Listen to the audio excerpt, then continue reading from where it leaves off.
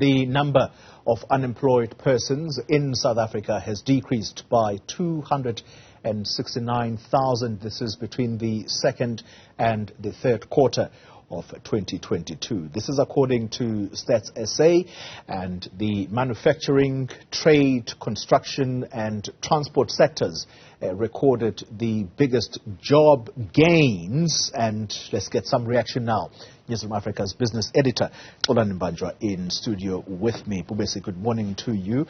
And it gives me great pleasure to talk about the good news. Yes, for a change. Unemployment, the unemployment rate has fallen. You give us that figure. In fact, it is on the screen as we speak. 32.9% is where it sits now. Previously, where was it? And you'll tell us just how much these sectors have contributed to what we are seeing. No, this is good news, and I think when you say 1 percentage point decrease in the unemployment rate, we should take it. If you look at from the fourth quarter of 2021, this time last year, we were sitting at the highest ever recorded unemployment rate in the country at 35.1%. Since then, quarter 1 of 2022, quarter 2 of 2022, we've seen marginal decreases. It's something that we have to be really happy about, because there was sentiment in the market that particularly for the third quarter, and that's the period between June to July, August and September, we saw load shedding at its peak then as well. And we know the damage that load shedding is doing to a number of big, medium-sized and small businesses, and those who are actually deciding to let people go on the basis that they can't trade. We've been hearing from the retail sector as well, saying that they are using hundreds of thousands of trading hours because they have to close shop in areas where they operate because there are no other alternative power sources. So this is very good news, and the fact that when you look at the sectors, it's quite a surprise, because manufacturing, as you said, that added 123,000 jobs in the 3 months. Trade and added 82,000 jobs in that same period. Construction added 46,000 jobs. Transport 33,000 jobs. They were actually the biggest gainers, but there were some sectors that actually lost jobs in that particular period as well. A strong rebound, Xolani. What do we attribute this to? Because, as you correctly point out, load shedding has been the bane of our existence. Not just households. I can imagine just how frustrated the business community has been. So, how did they make this happen? How did they create jobs out of a dismal energy situation? That's the question that we are going to ask the Statistician General when we have him at midday, 12 o'clock. We'll have a chance to speak to him, as to say from their point of view, what do they attribute this to? Because as I said, the negative sentiment just before these numbers came out today all pointed to a marginal increase or this unemployment rate remaining flat. But this is something that is quite good, and we're going to ask him a number of other questions. But when you look at job losses that were recorded in the finance sector, 80,000 jobs that were lost there. Private households, those jobs that are in private households, 36,000 jobs lost. Mining and agriculture, which have been actually quite good in the past couple of years, particularly agriculture, as seasonal jobs come back in that particular sector. They lost a couple of jobs in the thousands as well. So the worry is still the youth unemployment. That is still a major worry when you look at it. It's recorded here as unemployment when it comes to those who are between the ages of 15 to 34. The statistics say that particular group, they remain vulnerable in the labor market with unemployment rate of 45.5%. So half of the youth in South Africa are unemployed, and it just goes to show that that's where policymakers should focus their energies, because having half your able-bodied youth unemployed it's a recipe for disaster. Indeed. And I mean, I would hate to go back to the language that is often used not just by politicians but unionists. Xolani Mbanjwa immediately springs to mind. I know the word you're going to say. Ticking time bomb. Yes. Young people being on the streets, and it's quite a serious situation, which leads me to another question, Xolani, and it's got to do with whether or not the Statistician General, Risenga Malulega, ever touches on the small business sector, and whether that sector is ever pointed out either for creating employment in a particular quarter or not being able to create employment, partly because of things like the blackouts. Well, not the statistics SA. They never opine on that. They look at it holistically.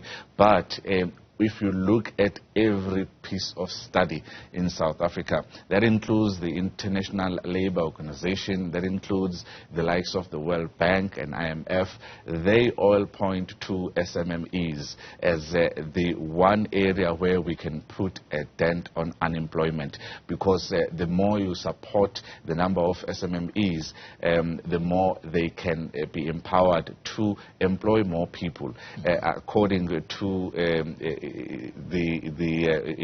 think it's Investec, there are 17% of all jobs are in the township economy. Those are the people who are actually working in the informal sector. What is interesting in this particular set of data is that the job growth came from both the formal and informal sector, which is something that the International Labour Organization has also pointed out, that maybe South Africa should focus more on supporting and actually documenting the informal sector, which for some reason or the other we don't really take serious as a huge part of a sector that can actually employ a lot of people. So we shouldn't look to government, we shouldn't look to big business, we should be looking to small businesses and making it easier for small businesses to register, for people to register their businesses, entrepreneurs to come through the ranks, so that if, for example, we support them, they will be able to employ more jobs. Our saving grace is not going to come from the big established mining sector in terms of putting a dent on unemployment. It will come from the township economy. It will come from the informal sector. It will come from the small, medium and macro enterprises. Yeah. Let's wrap up the conversation, Xolani, and in a way, we have been speaking about Eskom without referring directly to them, because we simply put it as the energy situation. But there is another parastatal that is quite key to employment creation or those jobs going to waste, and it is a parastatal that has been in trouble lately. You remember they even issued or declared a force majeure. Transnet. Yes. It's one of the major contributors to whether this economy functions and functions optimally, because of the exporting country that we are. So those commodities that we export, it is Transnet through its rail and hubs or the ports that assists in that. Might that also be a parastatal to look to and blame, by the way, for thwarting or for not encouraging economic growth? 100%. If you listen to all of the mining sector, people who are in the farming sector, people who are in the export business, they will all point to the Transnet as a huge bottleneck in terms of what has happened there. There has been a hack that happened a couple of years ago that actually stopped the export of those containers full of all commodities, eggs, nuts, all sort of commodities, citrus. So it's one of those issues that is still there when it comes to Transnet, and there was a strike recently as well. The backlogs are going to be quite massive. The backlogs from the strike that ended a couple of weeks ago, the Transnet is going to still try and deal with just the backlogs for the next 7 months.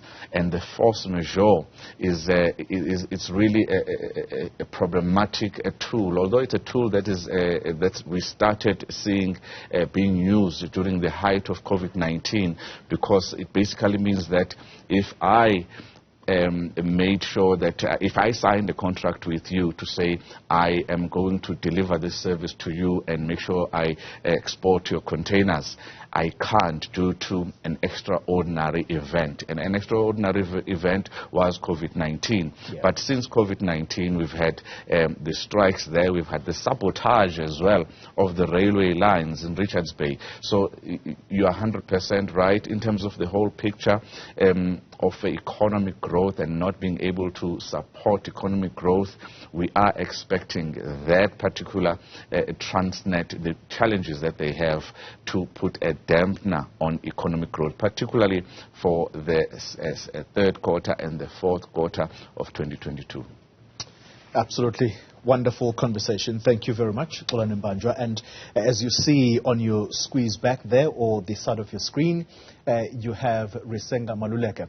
He is going to be talking to the very person I've just spoken to. I call him Ububesi. He knows business, and we're going to end our conversation there.